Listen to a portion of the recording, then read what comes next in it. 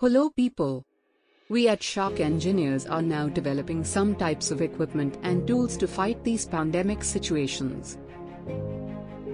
Improving the previous solution of the mobile disinfection tunnel to the automated baggage disinfection conveyor. This system can be used at the entrance of any facility to make sure that any baggage or personal bags are sanitized thoroughly with the use of automation. This may help to break the chain. Let us see the components and working of it.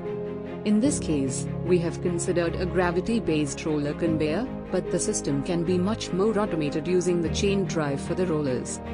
The tank capacity can be increased by up to 100 liters. A 150 psi 24-volt pressure pump is used to spray the liquid disinfectant filled in the tank. This pump is further connected to the mesh of pipes, connectors, and 7 mist spray nozzles. At the baggage conveyor, one is supposed to keep the bag, and using gravity rollers, baggage will further get into the tunnel to get detected by the motion sensor for a continued mist spray for about 6 to 8 seconds.